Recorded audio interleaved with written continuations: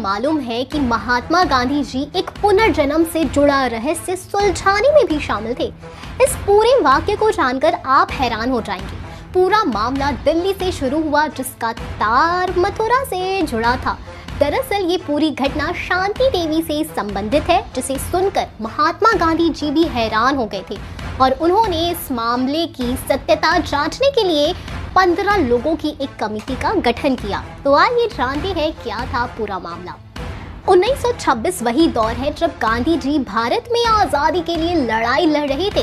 वहीं दिल्ली में 11 दिसंबर 1926 को एक छोटे मोहल्ले में बाबू रंग बहादुर माथुर के यहाँ एक पुत्री का जन्म हुआ, जिसका नाम शांति देवी रखा गया। शांति देवी ने बचपन में जब बोलना शुरू किया तभी से कहती थी कि वो शादीशुदा है, लेकिन उसकी बातों पर कोई ध्यान नहीं देता था।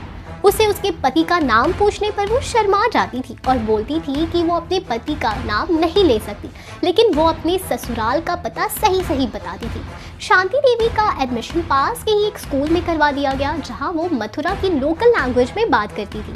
उसके पिता ने स्कूल के हेडमास्टर को सारी बात बताई कि शांति देवी खुद को शादीशुदा बताती है। जब हेडमास्टर ने उस बच्ची से अकेले में पूछा तो वो भी जानकर हैरान रह गए। शांति देवी ने बताया कि पिछले जन्म में उसका नाम लुगदी देवी था और उसका ससुराल मथुरा में द्वारकाधीश मंदिर के पास था। उसका पति एक कपड़ा व्यापारी था, वो चश्मा लगाता था और उसके गाल पर एक मस्सा भी था। उसने बताया कि पिछले जन्म में उनका बच्चा होने के 10 दिन बाद उसकी मौत हो गई और उनका एक जीवित बेटा भी था। मास्टर साहब ने उसके पति का नाम पूछा तो वो शर्मा गई और बताने से इनकार कर दिया। उन्होंने शांति देवी पर इस बात का प्रेशर दिया और तब उन्होंने अपने पति का नाम केदारनाथ चौबे बताया। हेडमास्टर जी ने इस लड़की द्वारा बताए गए पते पर केदारनाथ चौबे को एक चिट्ठी लिखी, जिसमें उन्होंने सारी घटना का जिक्र किया।